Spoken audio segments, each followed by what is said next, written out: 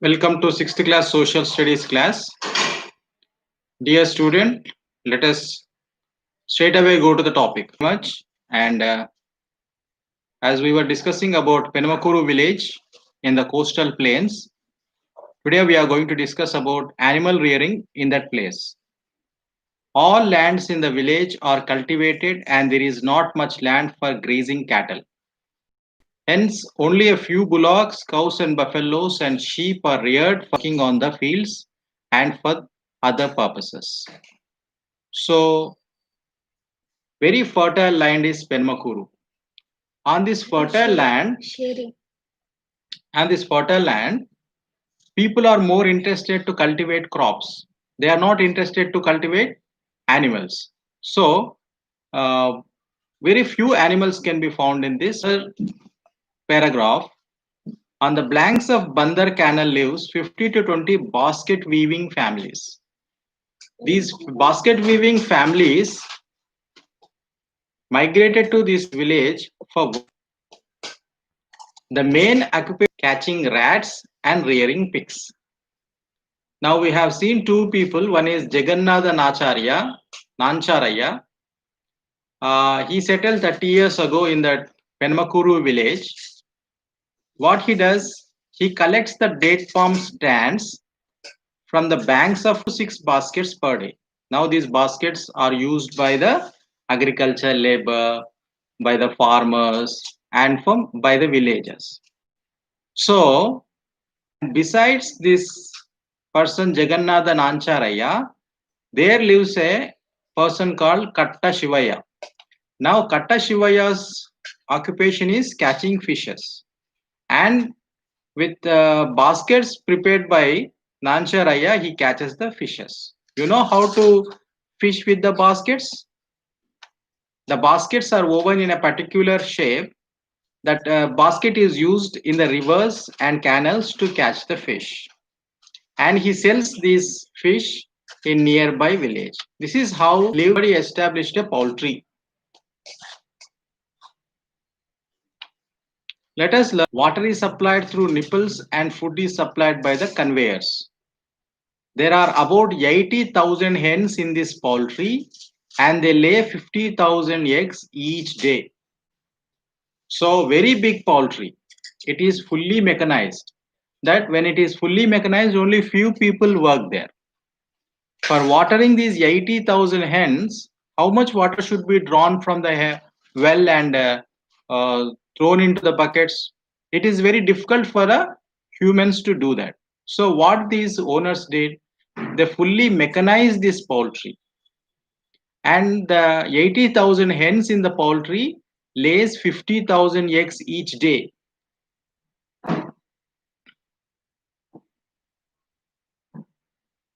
These eggs are sent to Vijayawada and other states like Assam, Bihar. Now these 50,000 eggs, they do not only sell in Vijayawada, the nearby city, but also they export it to different states like Assam and Bihar through agents. Chicken dropping is sold as a fish fed to farmers in nearby sea.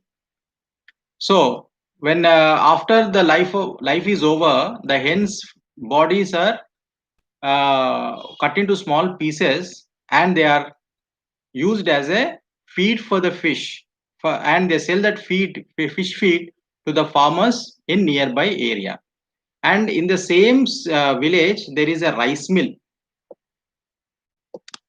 Now this is a rice mill. Let us read about this rice mill.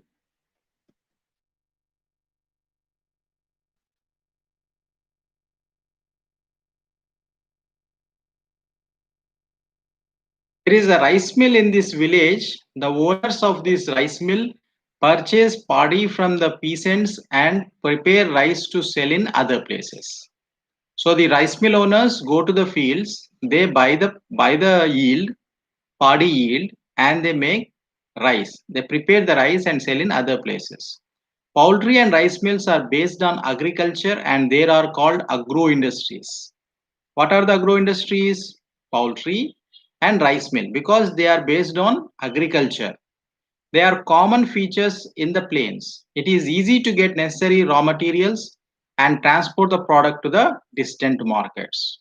So these plains, coastal plains are well networked by roads. So they can sell their product not only in nearby areas but also in far off lands.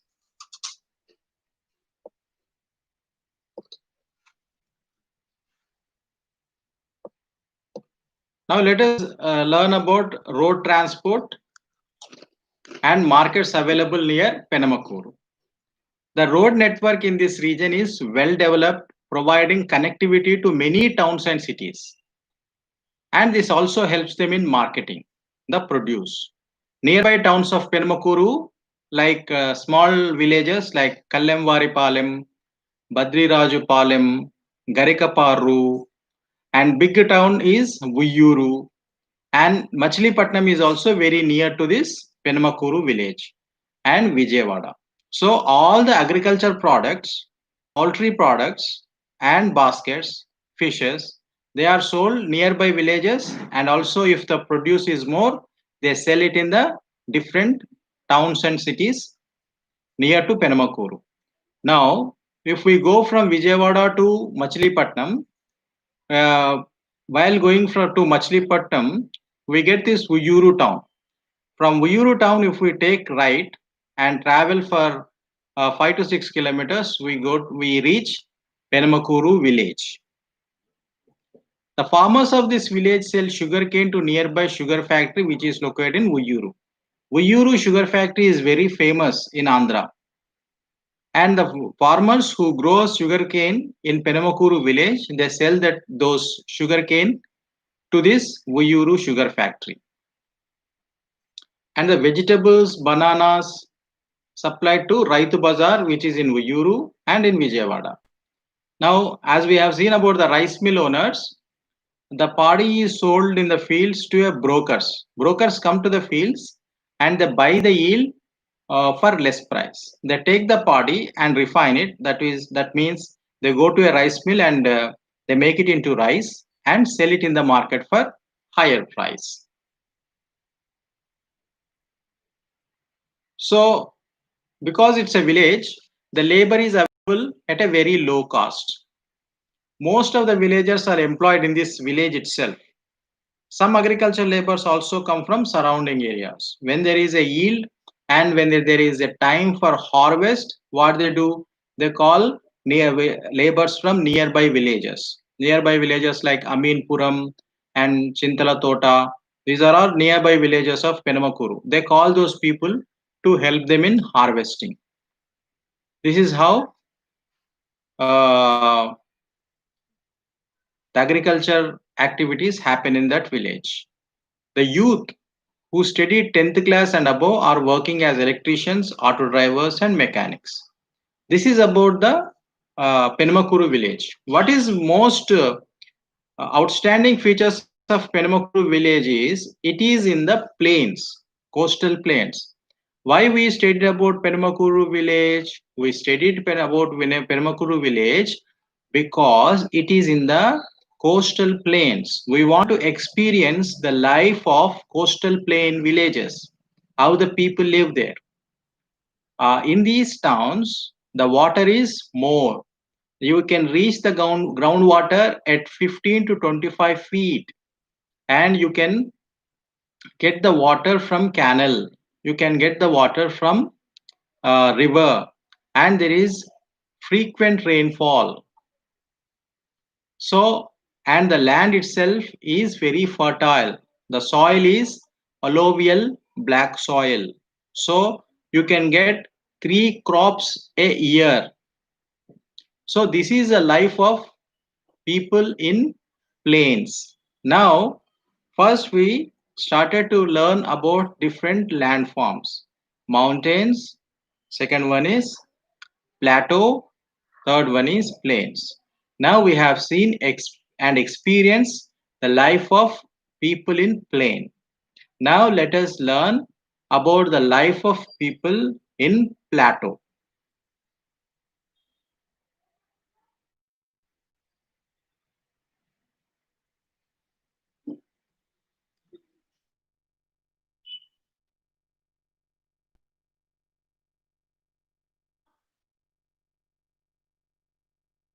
We studied in the previous chapter, Telangana is part of Deccan Plateau and most part of Telangana is plateau.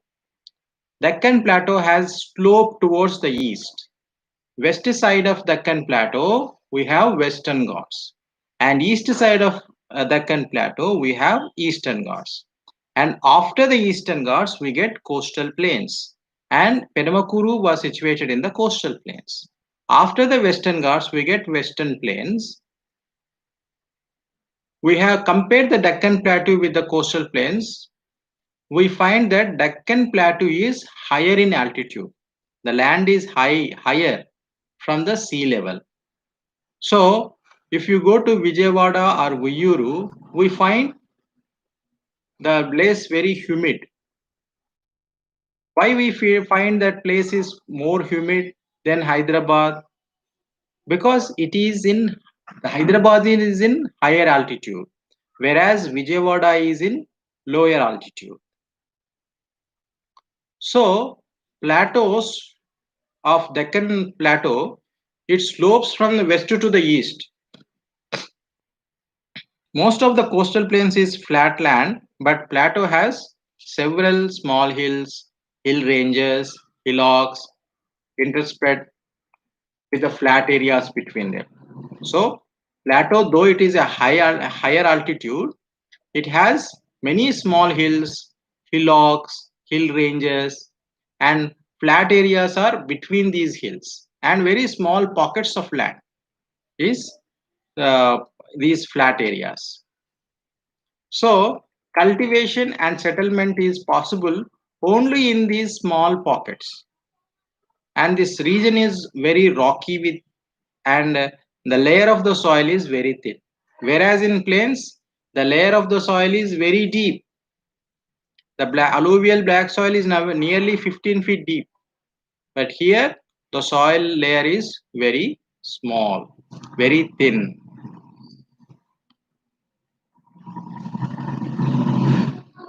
Now, what is the important feature of plateau? The important aspect of plateau region is it receives very low rainfall. When it receives very low rainfall, it affects the life of these people.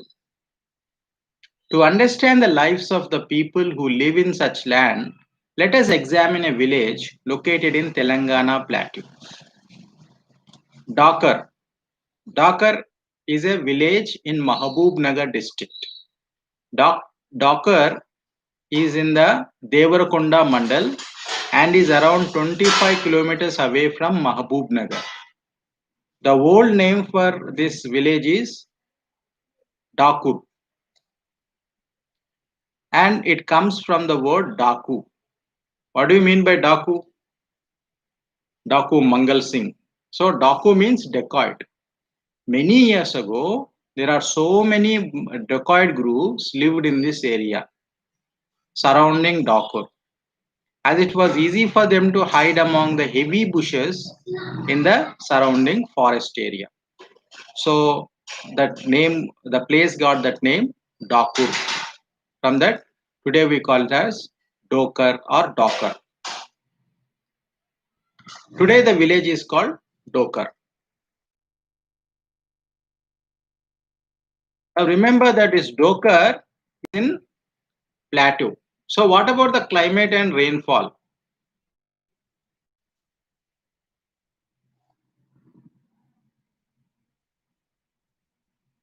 Please students, if you have any doubt, please type.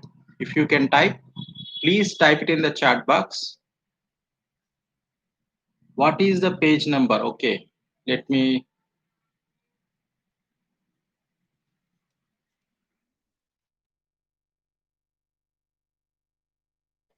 It is chapter 4 that we are discussing and page number is 27. Sukanya Rao, it is page number 27.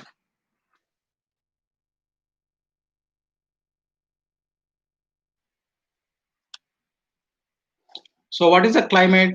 The temperature of the region goes to 40 degrees Celsius during the summer. And the months from February to June, it is summer. At the time, the temperature of the region goes to 40 degrees Celsius. However, during the winter months from November to January, the temperature during the day is usually 20 degrees Celsius to 30 degrees Celsius. This region gets rainfall from the end of June to October. From end of June to October, it gets rainfall. However, the rain is scanty and irregular. Very irregular rain. The rain doesn't fall regularly. It varies a lot from year to year. So if one year there is good rain, we cannot guarantee that next year there will be good rains. It is unpredictable and unreliable. During the years of really low rainfall, if the year has very low rainfall, a drought situation develops. Crops dry away and there is little rainfall to fill the tanks and recharge the groundwater. So when there is no rain, there is no runoff of the rainwater and it doesn't fill the tanks. When tanks are not filled, they don't recharge the groundwater. So all these problems are interlinked. And sometimes the scarcity of water is so severe that drinking water for humans and cattle becomes a major problem in this region. This is the climate and rainfall of the Dokar village. So, in the absence of irrigation facilities, it is difficult to carry out any agriculture work. These are difficult years when people may be forced to look at other options for employment. What these villagers will do? They have no choice. They cannot go for agriculture work. So, they go to cities for as a labor and they have no other option of employment. Since such years are really low rainfall keep repeating, we can say that region is drought prone. So region itself is drought prone. When there is no rainfall, when there is no tanks filled, they cannot go for agriculture. What they do, they cannot find a work in their village. What happens? They go to other cities and villages for work. They migrate. So it is Dakar is in Mahbubnagar districts. You know, Mahbubnagar district was famous for migrant labor because of this drought. And Mahbubnagar was very economically very background district, backward district in our country. So students, we will discuss about the soil of this Dakar village in next class. Okay.